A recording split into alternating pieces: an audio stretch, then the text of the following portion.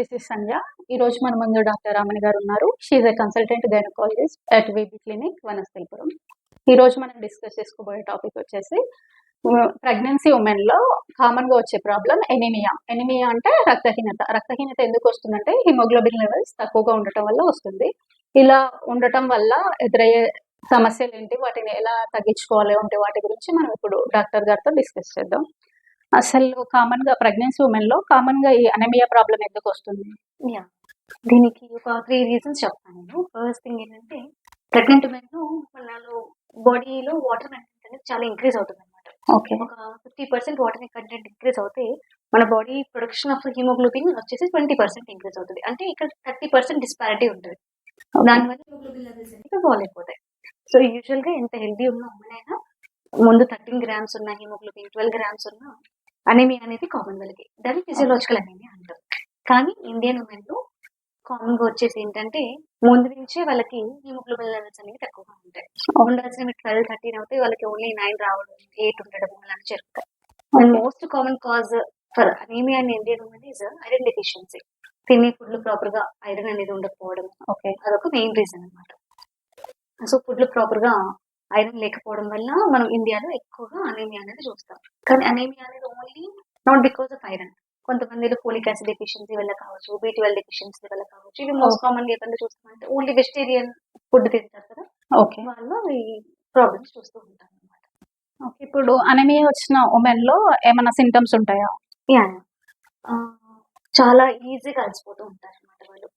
Okay, అలసట అనేది common ప్రెగ్నెన్సీలో. కానీ వీళ్ళు ఇంకా 5 నెలలు పడ్డా కూడా ఇంకా ఈజీగా అలసిపోవడము, కాళ్ళ వాపులు రావడము, దమ్ము తీసుకోవడం అనమాట. ఎక్కువ బ్రీతింగ్ ప్రాబ్లమ్స్ ఏమైనా రావడం, లేదా గుండె అనేది గట్టిగా కొట్టుకుంటూ ఉంటుంది అనమాట. వాళ్ళకి తెలుస్తూ ఉంటుంది. ముందు చేసుకునే పనులు కూడా ఇప్పుడు చేసుకోలేకపోతూ ఉంటారు అనమాట. చిన్న చిన్న పనులు కూడా ఇట్లాంటివి మనం ఈజీగా చూడొచ్చు. అండ్ వాళ్ళని చూసినప్పుడు చెప్పొచ్చు, వాళ్ళ ఫేస్ పీల్ అనేది తెలుస్తూ ఉంటుంది అనమాట. టంగ్ ఇవన్నీ పీల్ అయిపోతుంది. చూసి ఈజీగా చెప్పేసేయచ్చు వాళ్ళ అనీమియా ఉందని. ఓకే. ఇప్పుడు అనీమియా ఉమెన్స్ అసలు అనీమియా రాకుండా ఎలాంటి జాగ్రత్తలు తీసుకోవాలి? యా అనీమియా రాకుండా ఉండడానికి అని చెప్పేసి మనం ఏంటంటే నాట్ ఓన్లీ ఇండియా, WHO అంటే వరల్డ్ హెల్త్ ఆర్గనైజేషన్ కూడా ఒకటి స్టార్ట్ చేశారు. ఎవ్రీ ప్రెగ్నెంట్ ఉమెన్ ఎవరైతే ప్రెగ్నెన్సీ వచ్చిందో ఒక 3rd మంత్ అయిపోయాక 4th మంత్ నుంచి మనం ఐరన్ టాబ్లెట్స్ ఇస్తున్నాం అందరూ ఉమెన్కి. 100 మిలీగ్రామ్స్ ఆఫ్ ఎలిమెంటల్ ఐరన్ అందరికి ఇస్తున్నాం. ఇలా ప్రెగ్నెన్సీ 6 మంత్స్ మొత్తం. అంటే ఫస్ట్ 3 మంత్స్ ఇవ్వం అనమాట. నెక్స్ట్ 4th మంత్ నుంచి స్టార్ట్ చేసి ఆ 10th మంత్ వరకు ఆ 6 మంత్స్ మనం ఇవ్వాలి. 180 days.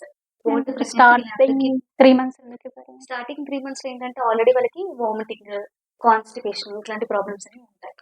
సో ఐరన్ తో కూడా వచ్చే సైడ్ ఎఫెక్ట్స్ మనకి అవి సేమ్ అనమాట. సో ఎక్కువ వామిటింగ్, కాన్స్టిపేషన్ ఉంటాయి. సో పేషెంట్స్ ప్రాపర్గా తీసుకోరు.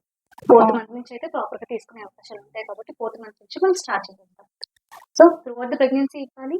దాని తర్వాత ప్రెగ్నెన్సీ తర్వాత 6 మంత్స్ కూడా తీసుకోవాలి. So 180 days in pregnancy, 180 days after pregnancy also we have to take.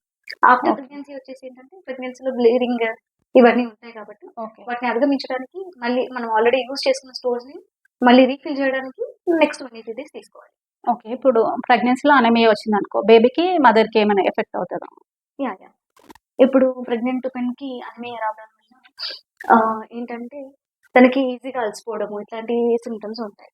అలాగే కాకుండా వాళ్ళకి ఏంటంటే బేబీ గ్రోత్ సరిగ్గా ప్రాపర్గా ఉండదు. అండ్ డెలివరీ టైంలో కూడా ఎక్కువ బ్లీడింగ్ అవ్వడం అట్లాంటి ప్రాబ్లమ్స్ ఉంటాయి. అండ్ త్రూఅవుట్ ప్రెగ్నెన్సీ కూడా యూరినరీ ఇన్ఫెక్షన్స్, ఇతర ఇన్ఫెక్షన్స్ కామన్ ఉంటాయి. పోస్ట్ ప్రెగ్నెన్సీ డెలివరీ అయిన తర్వాత కూడా వాళ్ళకి ఇన్ఫెక్షన్స్ అనేవి చాలా కామన్ అవుతాయి. కొంతమంది డిప్రెషన్లో కూడా వెళ్ళొచ్చు, పోస్ట్ మార్టం డిప్రెషన్లో. కొంతమంది వచ్చేసి ఏంటంటే లాక్టేషన్ ఫెయిల్యూర్, పాలు సరిగ్గా రాకపోవడం, ఇట్లాంటి ప్రాబ్లమ్స్ కూడా ఉండొచ్చు అన్నమాట వాళ్ళకి. అండ్ బేబీకి వచ్చేసి ఏంటంటే మదర్ ప్రాపర్గా ఐరన్ తీసుకోకుండా బేబీ కూడా ఆటోమేటిక్గా ఐరన్ అనేది ఉంటుంది. వాళ్ళు బేబీకి కూడా అనీమియా ఉండడం, జాండీస్ ఉండడం, అలాగే తొందరగా డెలివరీస్ అయిపోతూ ఉంటాయి. సో ప్రాపర్ గ్రోత్ ఉండదు, తొందరగా డెలివరీస్ చేయాల్సి రావచ్చు, తొందరగా ప్రీటైమ్ డెలివరీస్ లో సెట్ అవ్వచ్చు ఇన్ఫెక్షన్స్ వల్ల. సో తొందరగా డెలివరీ అయితే మళ్ళీ వాళ్ళు ఐసీయూలో పెట్టుకోవడం ఇట్లాంటి ప్రాబ్లమ్స్ మనం ఫేస్ చేయొచ్చు.